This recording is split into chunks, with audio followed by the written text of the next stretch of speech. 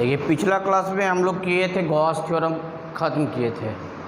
आज इलेक्ट्रोस्टैटिक्स का last chapter electric capacity विद्युत धारिता स्टार्ट करने जा रहे हैं। इलेक्ट्रिक कैपेसिटी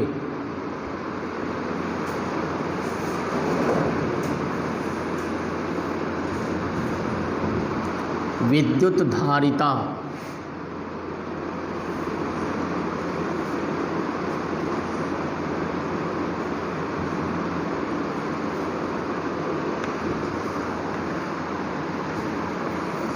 सबसे पहले देखिए किसी बॉडी को अधिक से अधिक कितना चार्ज दे सकते हैं। Limitation of charge.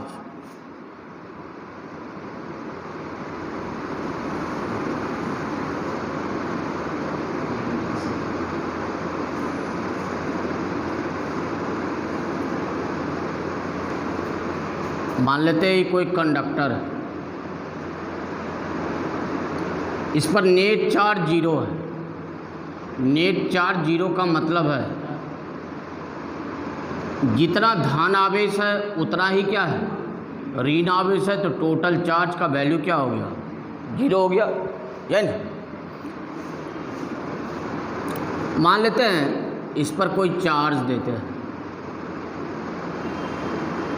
यानी जब चार्ज देते हैं पहला चार्ज जब यहाँ पर आया मान लेते हैं कितना प्लस ही, अगला चार्ज जब लाते हैं ईबी पॉजिटिव चार्ज और ईबी क्या है पॉजिटिव चार्ज, दोनों के बीच कैसा बल लगेगा विकर्षण बल। तो ई चार्ज इसके आने का क्या करेगा विरोध करेगा ना।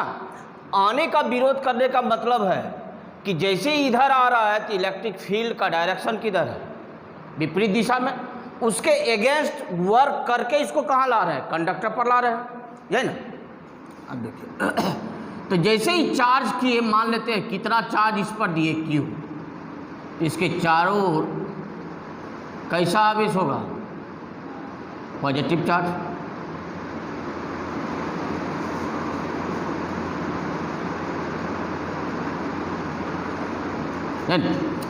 अब देखिए तो अभी इंटेंसिटी कितना के बराबर होगा यदि इसकी त्रिज्या कितना के बराबर हो और कितना आवेश दिए इस पर, तो यहाँ पर देखो Q आवेश के कारण R दूरी पर विद्युत क्षेत्र की तीव्रता, और विद्युत क्षेत्र की तीव्रता किसको कहते हैं इकाई परीक्षण आवेश पर जो बल लगता है, और ये कितना बराबर होता है 1/4 पाई एप्सिलॉन नॉट Q/r², है ना। इसका मतलब आवेश जैसे जैसे बढ़ेगा इस पर बढ़ेगा तो तीव्रता का वैल्यू भी क्या होगा बढ़ेगा। तो विभव का वैल्यू क्या होगा 1/4 पाई एप्सिलॉन नॉट क्या होता है Q/r। तीव्रता में होता है r², विभव में क्या होता है r होता है, ये ना।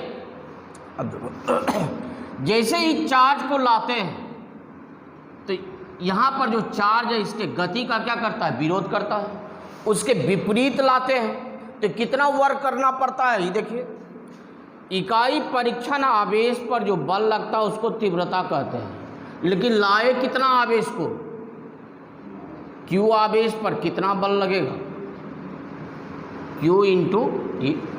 इतना बल लगता है इसको लाने में ना, इतना बल के विरुद्ध क्या करते हैं कार्य करते हैं, और वही कार्य चालक में किस ऊर्जा के रूप में संचित रहता है स्थिति ऊर्जा के रूप में संचित रहता है।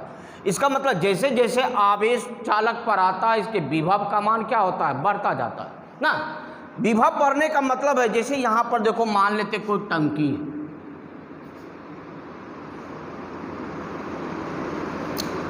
मान लेते इसमें वाटर डाल रहे हैं,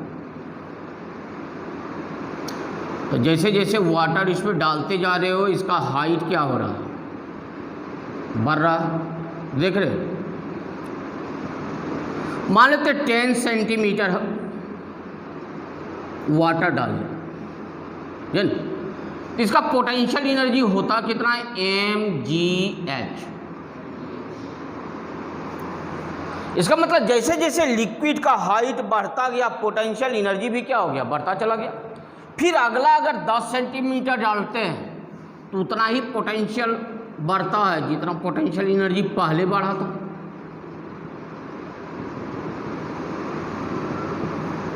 फिर देखो उतना ही 10 सेंटीमीटर डाले तो जितना पोटेंशियल एनर्जी यहाँ से यहाँ तक में बढ़ा था उतना ही पोटेंशियल एनर्जी यहाँ से यहाँ तक में बढ़ेगा ना। तो किसी कंटेनर या किसी जार में जब लिक्विड को डालते हैं तो उसका पोटेंशियल एनर्जी क्या होता है, बढ़ता है। कब तक बढ़ेगा, जब तक कि फूल ना हो जाए ना। जैसे ही फूल होगा, अब जो इसमें वाटर को डालेंगे कि बगल वाला कंटेनर में गिरना शुरू होगा इसमें। इसका मतलब वाटर का क्या हो रहा है, लीकेज करना शुरू कर दिया। अब उससे ज़्यादा वाटर नहीं हो सकता है, इस पर अट सकता है, इससे ज़्यादा वाटर नहीं अट सकता है, क्योंकि पोटेंशियल एनर्जी क्या हो गया, मैक्सिमम हो गया। इससे ज़्यादा वाटर कोई रख नहीं सकता है। अब जो भी वाटर को डालेंगे तो बगल वाला जो कंटेनर है उसमें जाना शुरू कर देगा, अब उसका पोटेंशियल एनर्जी बढ़ना शुरू होगा। उसी तरह मान लेते हैं अब फिर से इस पर चार्ज दिए इससे ज़्यादा, या ऐसे समझिए अभी जो चार्ज मान लेते 5000 चार्ज दिए, ठीक ना। तो 5000 जो चार्ज दिए इसका पोटेंशियल कितना इंक्रीज किया, भी इंक्रीज किया। अब फिर अगला चार्ज दे रहे हैं, या इसे देखो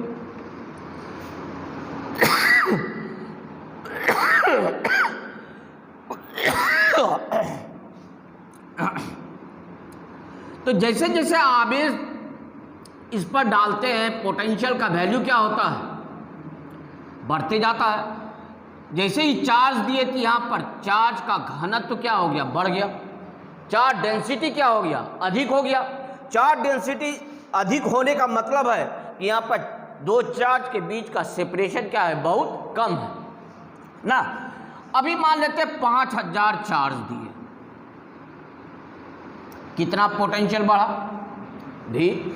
और लेकिन कहता है कि चार्ज बढ़ेगा तो विभव भी क्या होगा, बढ़ेगा, और चार्ज बढ़ेगा तो तीव्रता भी क्या होगा, बढ़ेगा।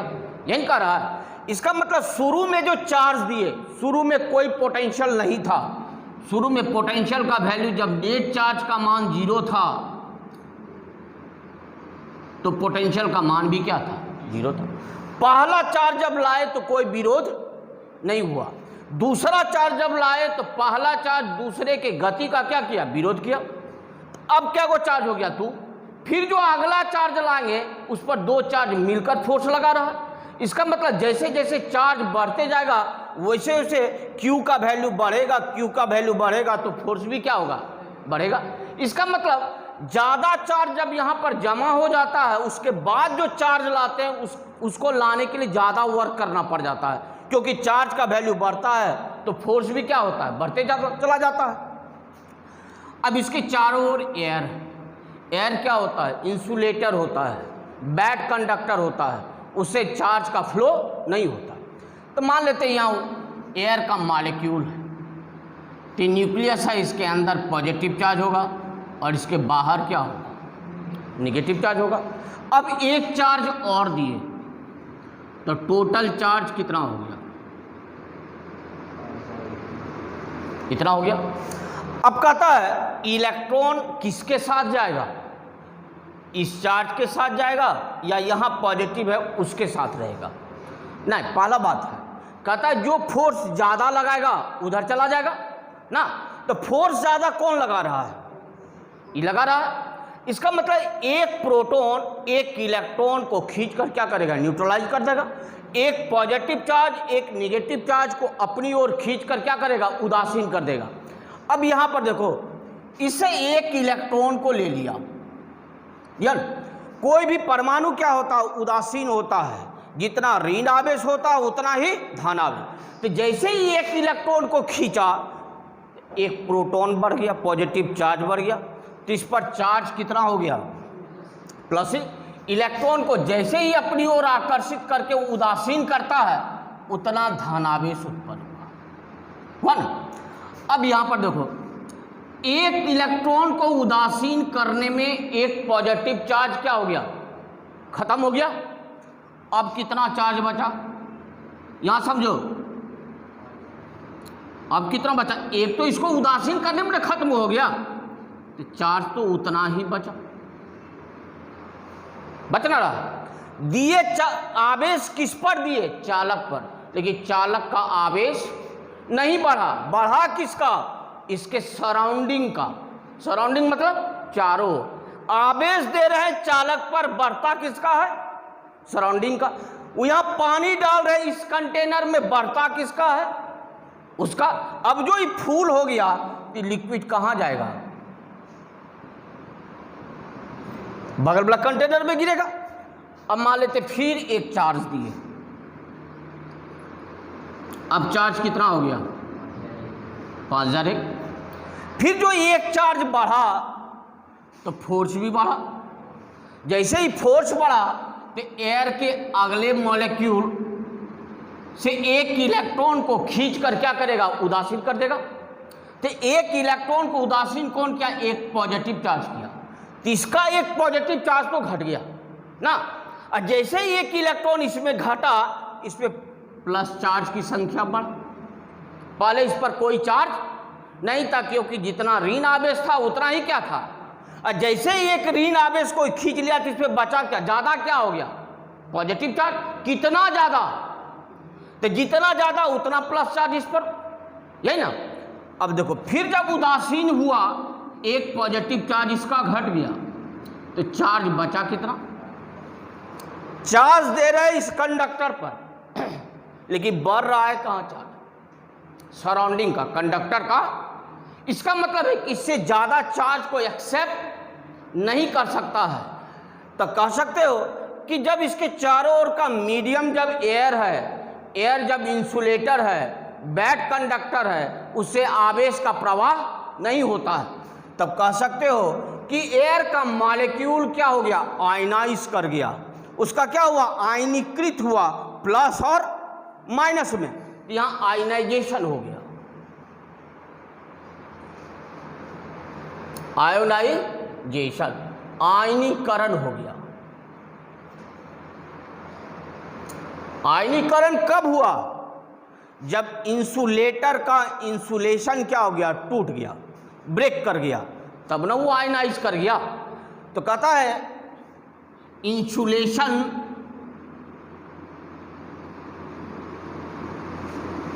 क्या हो गया? ब्रेक डाउन हो गया, डाउन हो गया। किसका इंसुलेशन? एयर का इंसुलेशन। इसका ब्रेक डाउन वोल्टेज होता है 3 × 10⁶ वोल्ट पर मीटर। इसका मतलब जब पोटेंशियल कितना हो गया? जब इसका पोटेंशियल 3 × 10⁶ वोल्ट पर मीटर हो गया, तो इसके सराउंडिंग का जो एयर मॉलिक्यूल था, एयर मॉलिक्यूल का क्या हो गया? आयनीकरण हो गया। इसलिए आयनीकरण हुआ कि इसका इंसुलेशन क्या कर गया? ब्रेक कर गया। नहीं तो कहता है जब कब तक चार्ज लेगा? जब तक कि यहां पर चार्ज का लीकेज नहीं हो जाए। जैसे ही 5000 से बढ़ाते हैं तो चार्ज तो दे रहे हैं, इस पर जा कहां रहा? सराउंडिंग में। यहां पर जब टंकी फुल हो गया, पानी डाल रहे हैं टंकी में, लेकिन लेवल किसका बढ़ रहा है?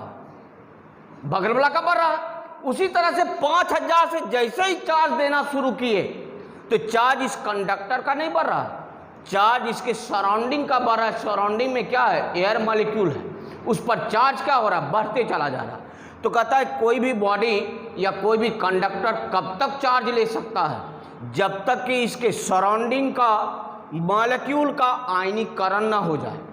जैसे ही आयनीकरण होगा तो इंसुलेशन क्या होगा? एयर का इस इंसुलेटर का इंसुलेशन क्या होगा? ब्रेक कर जाएगा। जैसे ही ब्रेक करेगा तो इस पर चार्ज की वृद्धि नहीं होगा। जो भी चार्ज डालेंगे वो चार्ज कहाँ चला जाएगा? बाहर का बढ़ेगा, अंदर का नहीं बढ़ेगा, इस कंडक्टर का नहीं बढ़ेगा। समझा बात को?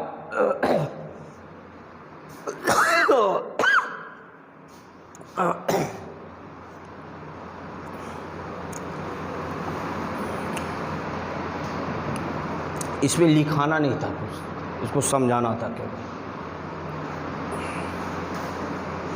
देखो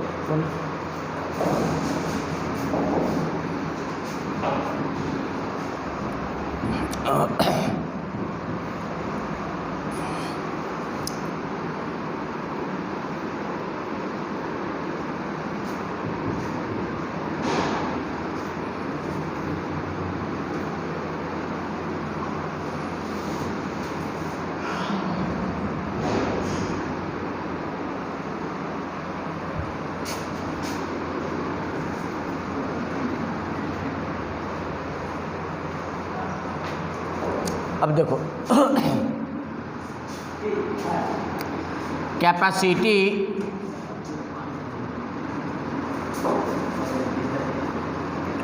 ऑफ अ कंडक्टर, चालक की विद्युत धारिता,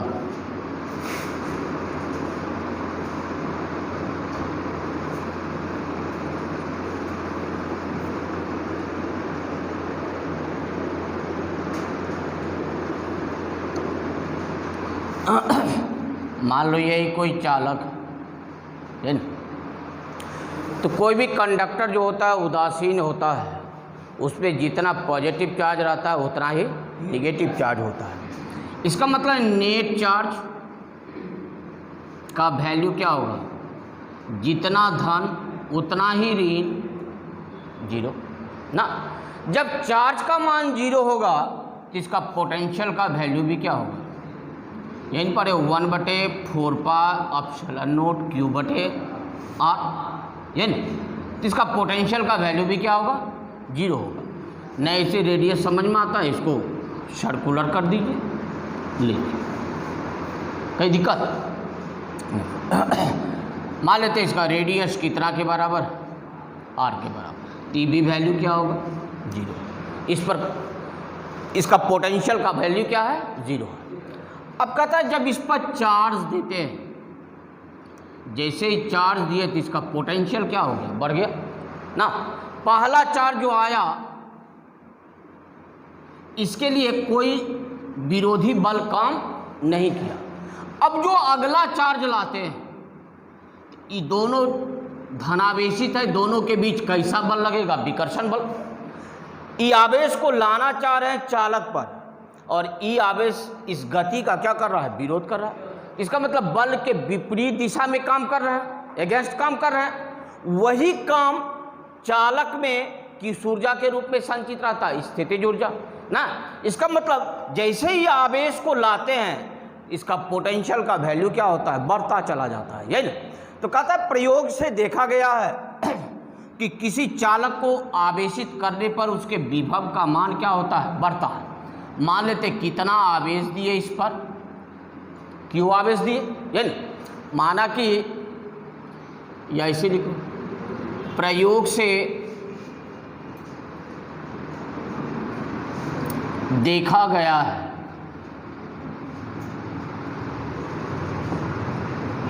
कि किसी चालक को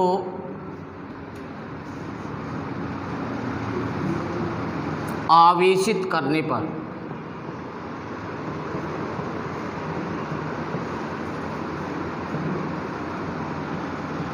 उसके विभव का मान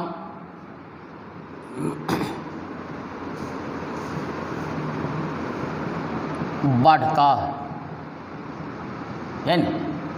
माना कि एक चालक जिसे Q आवेश से आवेशित करने पर उसके विभव का मान कितना हो जाता है, V हो जाता है। माना कि किसी चालक को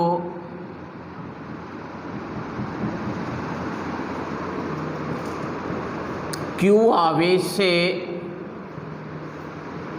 आवेशित करने पर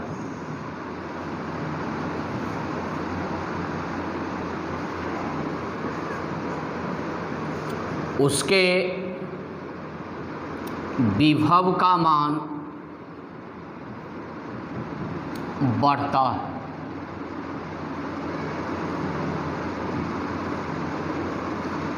इसका मतलब आवेश बढ़ेगा तो विभव भी क्या होगा, बढ़ेगा, और आवेश घटेगा तो विभव भी क्या होगा, घटेगा। या चार्ज बढ़ेगा तो पोटेंशियल बढ़ेगा, चार्ज घटेगा तो पोटेंशियल घटेगा। लेकिन शुरू में इसका पोटेंशियल जीरो था क्योंकि इस पर नेट चार्ज का वैल्यू क्या था, जीरो था। जैसे इस पर चार्ज दिए तो पोटेंशियल क्या हो गया, बढ़ गया। इसका मतलब है कि Q is directly proportional to V, यही ना। आवेश बढ़ता है तो विभव भी बढ़ता है, और आवेश घटता है तो विभव भी क्या होता है, घटता है। डायरेक्टली प्रोपोर्शनल यही कहता है। और प्रोपोर्शनलिटी का सिंबल हटाते हैं तो एक कांस्टेंट देते हैं। इसी कांस्टेंट को चालक की विद्युत धारिता कहते हैं। जहां सी एक नियतांक है जिसे चालक की विद्युत धारिता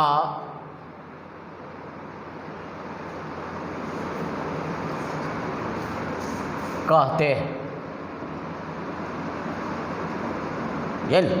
अब देखो C कितना के बराबर होगा, Q बटे V, है ना। अब इसका यूनिट देखो, इसका यूनिट होता है कूलम। अब विभव का होता है वोल्ट। अब कूलम पर वोल्ट को क्या बोलते हैं, फैराड। हिंदी में भी बोलते हैं फैराड और इंग्लिश में भी क्या बोलते हैं, फैराड ही कहते हैं। इसका यूनिट होता है जिसे 1 माइक्रो फैराड, माइक्रो फैराड। इसको लिखते कैसे, म्यू फैराड। और 1 माइक्रो इक्वल टू 10⁻⁻⁻6 फैराड के बराबर होगा, है ना।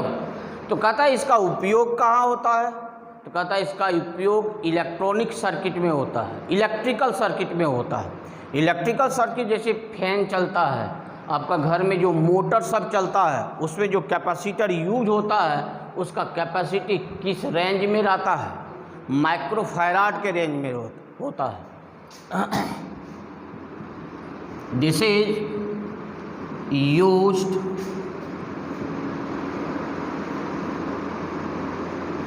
In electrical circuit.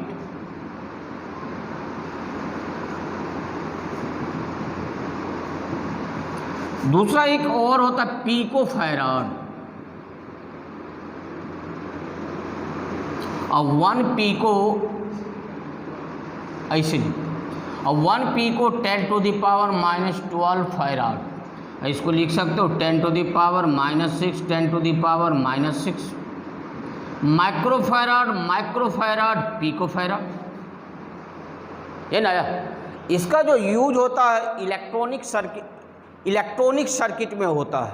Electronic circuit जैसे तुम्हारा मोबाइल है, तुम्हारा कंप्यूटर है, इस सब में जो कैपेसिटर, रेडियो है, इस सब में जो कैपेसिटर यूज होता है वो किस रेंज में रहता है, पीको फैराड के रेंज में रहता है। This is used in electronic circuit. पहले यहाँ तक नोट करो तो यहाँ तक कोई दिक्कत?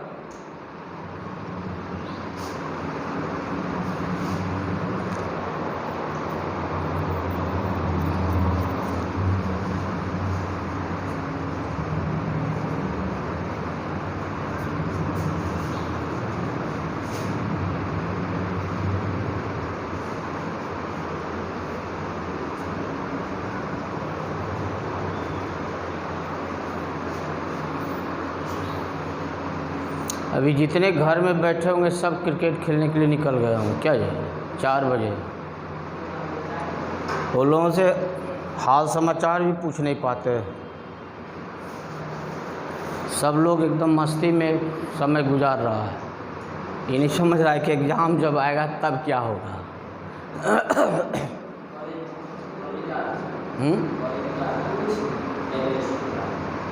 रजिस्ट्रेशन का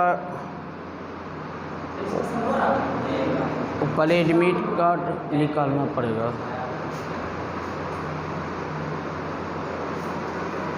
सब लोग तो घर में बैठे कुशल मंगल ही होंगे, टेंशन नहीं है वहाँ ना, और रेडीमेड सब चीज़ मिल जाता है, कोई समस्या ही नहीं है।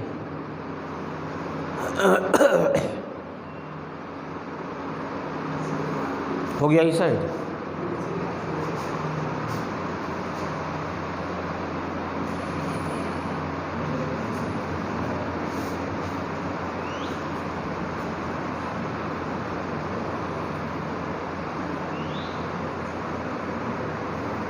अब थोड़ा सा यहाँ पर ध्यान देना,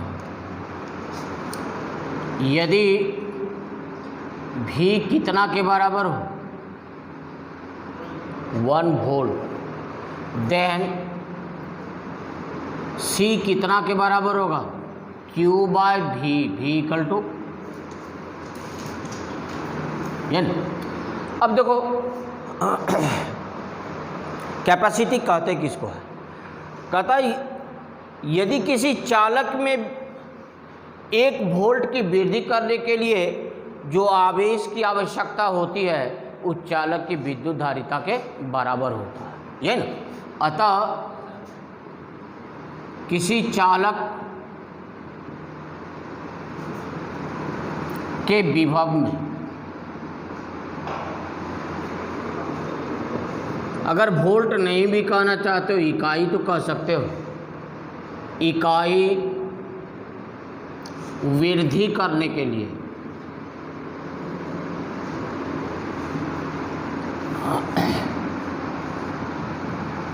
जो आवेश की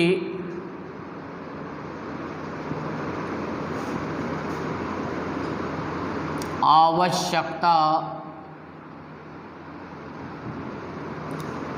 होती है वह चालक की विद्युत धारिता के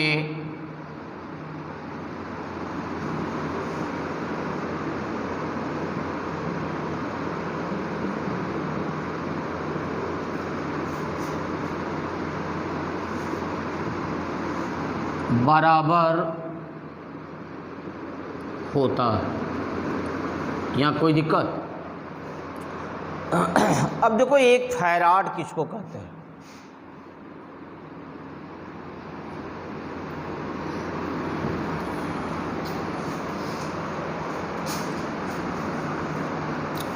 वन फैराड यदि Q कितना के बराबर हो, 1 कूलम, और V कितना के बराबर हो, 1 वोल्ट, देन C कितना के बराबर होगा, 1 कूलम बाय 1 वोल्ट। और कूलम पर वोल्ट को क्या बोलते हैं, फैराड।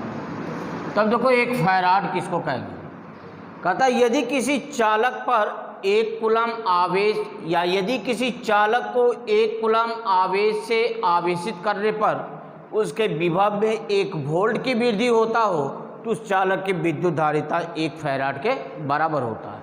यानी कह रहा है देखो यदि किसी चालक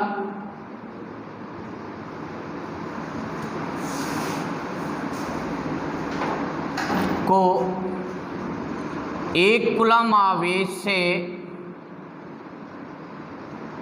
आवेशित करने पर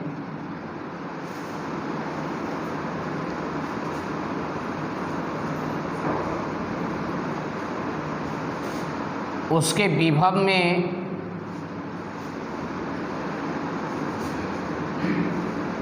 1 वोल्ट की वृद्धि होता हो तो उस चालक की विद्युत धारिता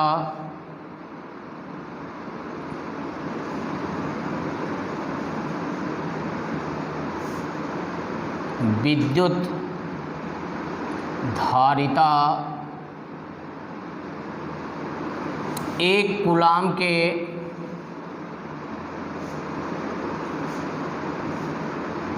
बराबर होता।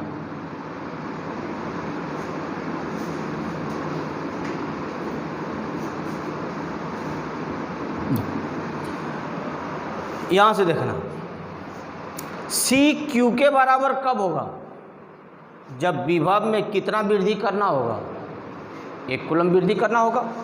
अब यहीं पर यदि क्वेश्चन कहें कि किसी चालक के पोटेंशियल में यदि इसका कैपेसिटी 10 फैराड हो, सुनते जाना, इसका कैपेसिटी कितना है, इसके पोटेंशियल में कितना वृद्धि करना है,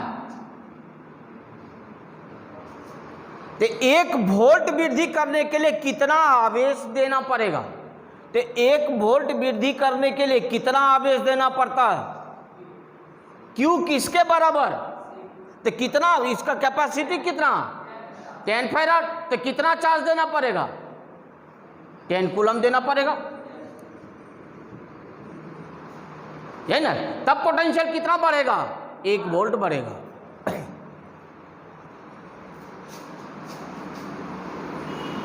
जितना कैपेसिटी रहेगा उतना ही चार्ज देते हैं किसी कंडक्टर पर, तो उसका पोटेंशियल कितना बढ़ता है, 1 वोल्ट बढ़ता है। हमेशा याद रखिएगा कि किसी चालक के विभव में 1 वोल्ट की वृद्धि करने के लिए कितना आवेश देना पड़ेगा, जितना उस चालक की विद्युत धारिता होता है उतना ही आवेश देना पड़ेगा, तो विभव कितना बढ़ेगा, 1 वोल्ट बढ़ेगा।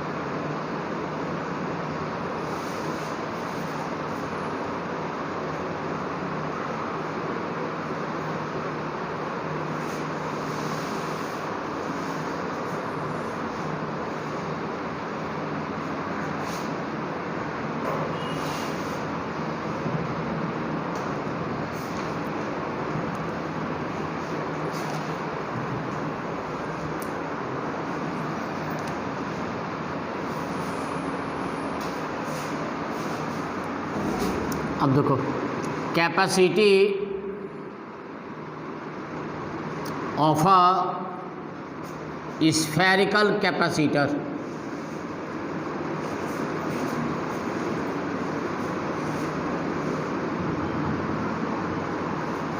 स्फेरिकल कंडक्टर कहते हैं। गोलाकार चालक की विद्युत धारिता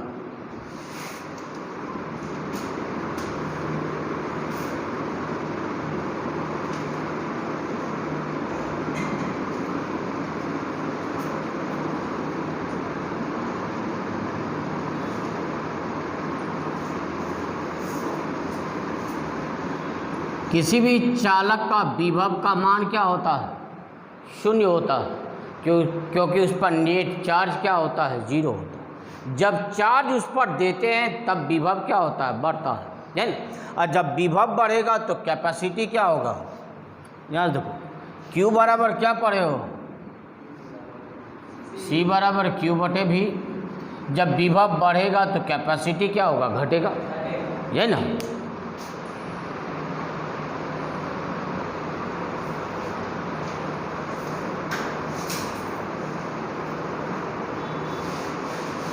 हो गया।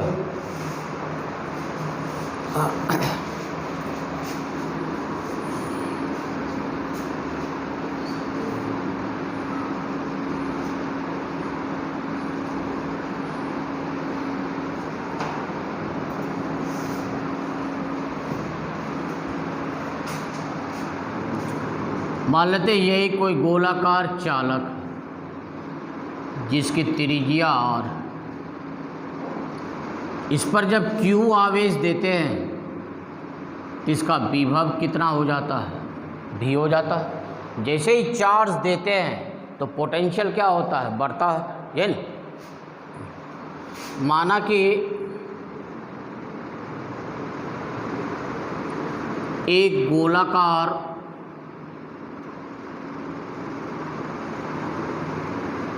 चालक की त्रिज्या और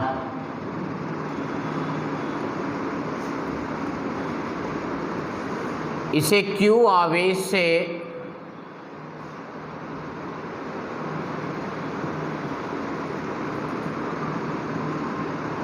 आवेशित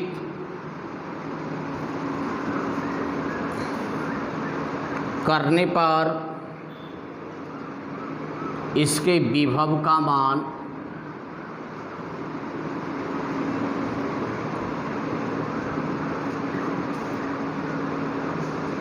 भी हो जाता है।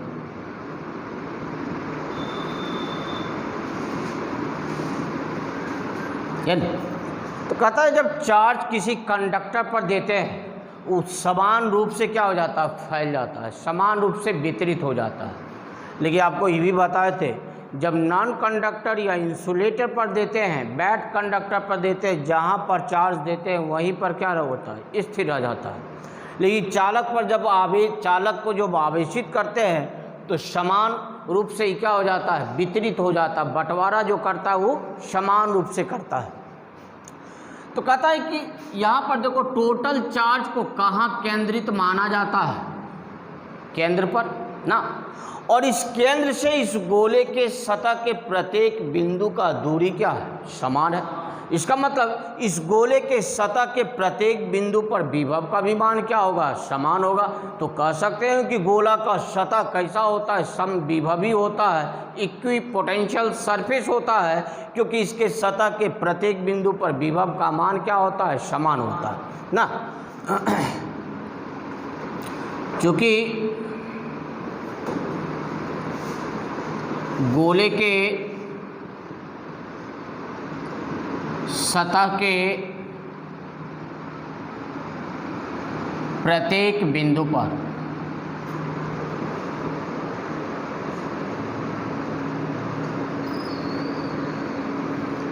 विभव का मान समान होता है, अर्थात गोला का सतह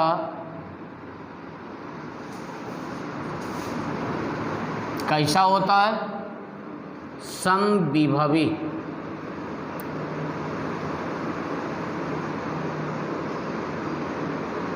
होता है।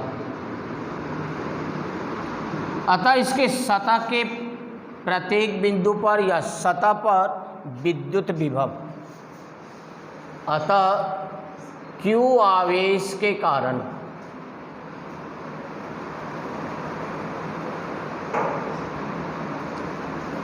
इसके सतह पर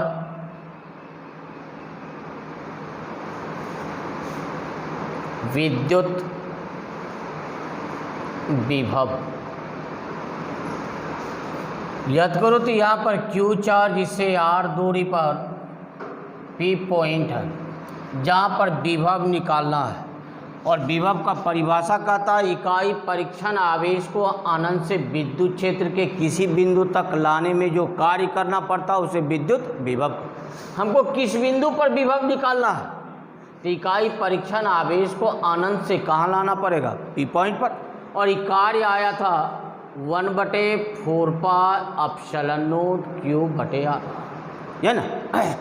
अब याद देखो तो यहाँ से ये Q चार्ज से इसके सतह का दूरी कितना है, R है, तो पोटेंशियल कितना होगा 1/4 पाई ε0 Q/R, 1/4 पाई ε0 Q/R। एक इक्वेशन हो गया।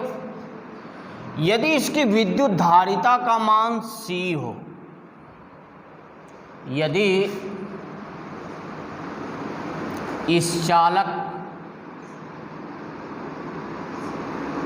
की विद्युत धारिता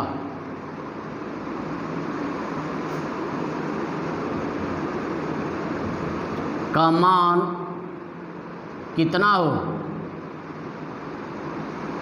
तो तुम पढ़े हो Q बराबर CV और C बराबर Q/V, इन पढ़े हो।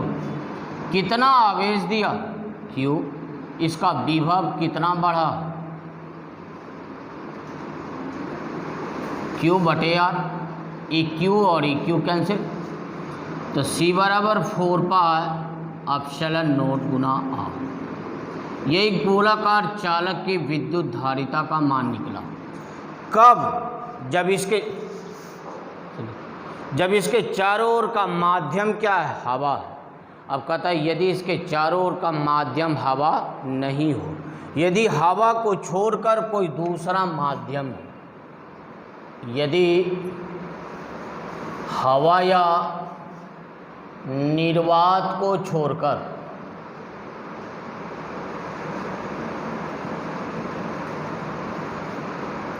कोई दूसरा माध्यम हो तो इसकी विद्युत धारिता C बराबर 4 पाई।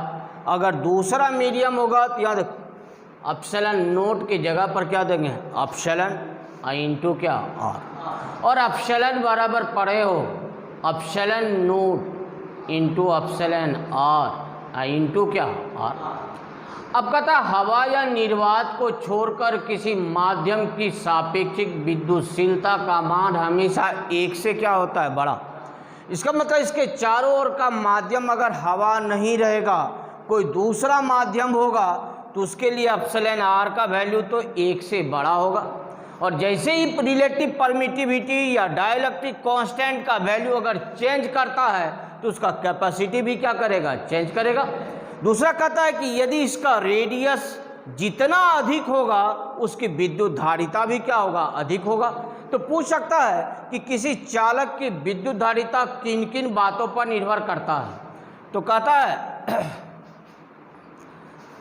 आवेश बढ़ेगा तो कैपेसिटी क्या होगा, बढ़ेगा। और दूसरा विभव घटेगा तो कैपेसिटी क्या होगा, बढ़ेगा। और विभव कब घटेगा, जब R बढ़ेगा। इसका मतलब चालक का आकार जितना बड़ा होगा उसको चार्ज रखने का कैपेसिटी भी क्या होगा, ज़्यादा होगा। उसका चार्ज का लिमिटेशन भी क्या होगा, ज़्यादा होगा। तो जितना चार्ज ज़्यादा होगा उसका कैपेसिटी भी क्या होगा, ज़्यादा होगा। दूसरा कहता है कि चालक के चारों ओर के माध्यम के गुण पर, और माध्यम जिस गुण पर निर्भर करता है उस गुण को माध्यम की विद्युतशीलता कहते हैं, यही ना। तो कह सकते हो कि चालक के चारों ओर का माध्यम जैसे ही बदलेगा तो एप्सिलॉन का वैल्यू बदल जाएगा, और एप्सिलॉन का वैल्यू बदलेगा तो कैपेसिटी भी क्या होगा, बदलेगा। तो किसी चालक की विद्युत धारिता किस पर निर्भर करता है, दूसरा किस पर निर्भर करता है, तीसरा किस पर निर्भर करता है, एप्सिलॉन पर, यही ना। अब देखो इधर लिखते हैं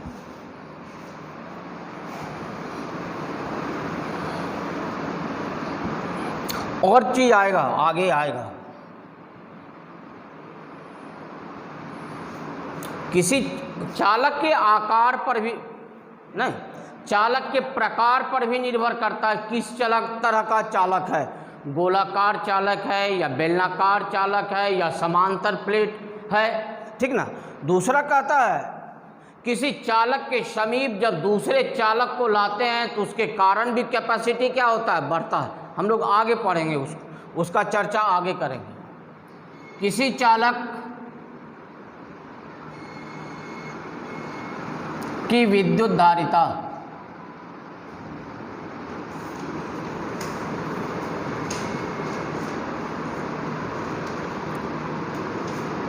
चालक के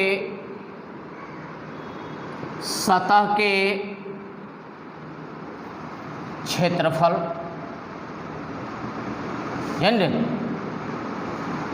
अर्थात आकार पर निर्भर करता है, डायमेंशन पर निर्भर करता है,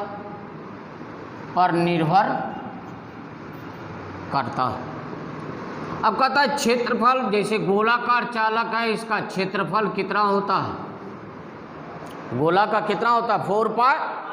तो R बढ़ेगा तो क्षेत्रफल बढ़ेगा ना, होगा करता है। दूसरा कहता है चालक के चारों ओर के माध्यम के गुण पर निर्भर करता है।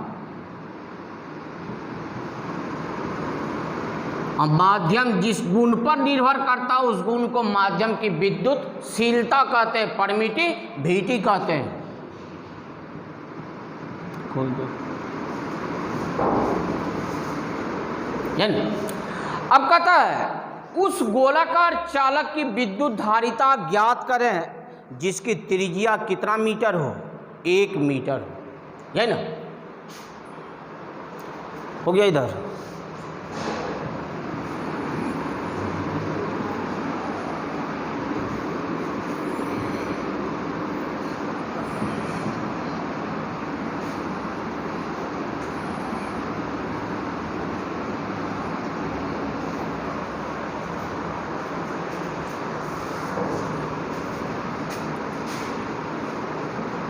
एक मीटर त्रिज्या वाले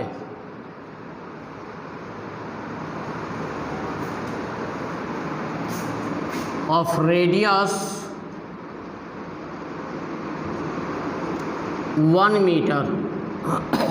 अब त्रिज्या कितना मीटर है, 1 मीटर, है ना। अब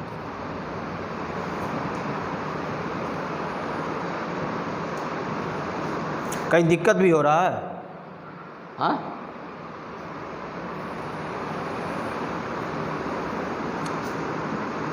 स्फेरिकल कंडक्टर का कैपेसिटी पढ़े हो 4 pi epsilon not into R, जन पढ़े हो। लेकिन यहाँ आर कितना मीटर, तो चूंकि R equal to 1 metre then C equal to 4 pi epsilon not, है ना। लेकिन तुमको बताए थे 1/4 पाई एप्सिलॉन नॉट का वैल्यू होता है 9 इंटू 10⁹ न्यूटन मीटर स्क्वायर पर कूलम स्क्वायर।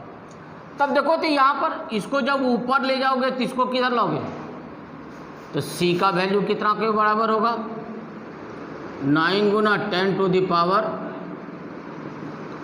अब यह 10 से मल्टीप्लाई कर दो और 10 से नीचे भी कर दो, ये डिवाइड करोगे तो 1.1, ये ऊपर चला जाएगा 10⁻⁻10 फैराड के इक्वल होता है। कभी कभी ऑब्जेक्टिव में डाल देता है कि 1 मीटर रेडियस वाले स्फेरिकल कंडक्टर का कैपेसिटी कितना के इक्वल 1.1 इंटू 10⁻⁻10 फैराड के इक्वल होता है। अब देखो अर्थ का कैपेसिटी क्या होता है, capacity of the earth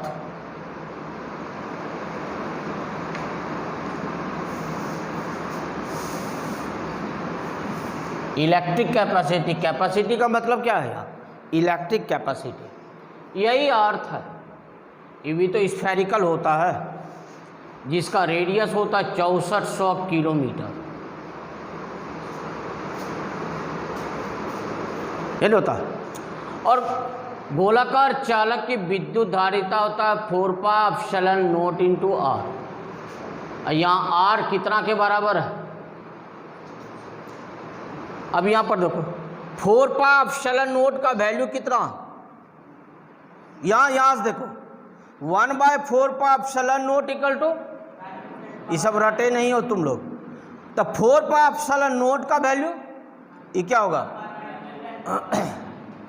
1/9 into 10⁻⁹ और रेडियस कितना 6400 किलोमीटर, 1 किलोमीटर बराबर 1000 मीटर, है ना। इसको लिख सकते हो 6.4 इंटू 10⁻⁻ कितना 6, आई कितना आया 9 इंटू 10⁻⁹, ये लगभग कितना हो जाएगा। या ऐसा करते हैं, इसको 64 कर देते हैं, इसको 5 कर देते हैं, है ना। 9 सते गुना 10⁻⁻4 फैराड के बराबर होगा। सोचो अर्थ का रेडियस 6400 किलोमीटर है, तब भी इसका कैपेसिटी 7.1 इंटू 10⁻⁻4 फैराड ही है। अगर 1 फैराड कैपेसिटी का अगर स्फेयर बनाना होगा तब उसका रेडियस कितना बड़ा हो जाएगा, जो अर्थ से भी क्या होगा बड़ा होगा, जो कि संभव नहीं है। तब तो किसी भी कंडक्टर का कैपेसिटी बढ़ाने के लिए कोई दूसरा व्यवस्था करना पड़ेगा, क्योंकि अर्थ से जब बड़ा साइज करते हैं तब उसका कैपेसिटी कितना होता है 1 फैराड होता है। इसका मतलब किसी चालक का कैपेसिटी 1 फैराड करने के लिए उस चालक का देखो रेडियस कितना के बराबर होगा।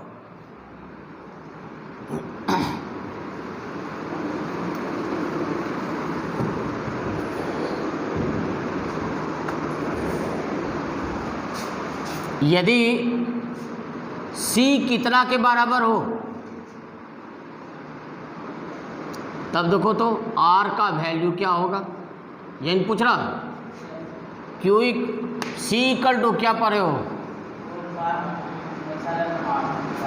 c कितना के बराबर, तो r बराबर कितना, ये ना 1/4 पाप एप्सिलॉन नोट का वैल्यू कितना, इतना मीटर त्रिज्या का जब गोला होगा तब उस गोला का कैपेसिटी कितना फैराड के बराबर होगा, जो अर्थ से कितना बड़ा है। अर्थ का रेडियस है 6.4 इंटू 10⁻6 मीटर, और इसका रेडियस 1 फैराड कैपेसिटी होने के लिए उस गोला का रेडियस कितना बड़ा होना चाहिए, जो अर्थ के रेडियस से क्या है, बहुत बड़ा है। इसका मतलब है जो कि संभव नहीं है। तो कहता है किसी चालक का कैपेसिटी बढ़ाने के लिए तब तो दूसरा व्यवस्था करना पड़ेगा। केवल साइज बढ़ाना, उतना ज़्यादा हम साइज भी नहीं बढ़ा सकते हैं जिससे इसका कैपेसिटी बढ़ जाए, तो दूसरा तरीका ढूंढना पड़ेगा कि किसी चालक का कैपेसिटी कैसे बढ़ाया जाए बिना साइज को बढ़ाए, बिना साइज को चेंज किए कैपेसिटी कैसे चेंज करेगा, यही ना। आज यहाँ तक रहने दो, करो पी सॉफ्ट कर दो।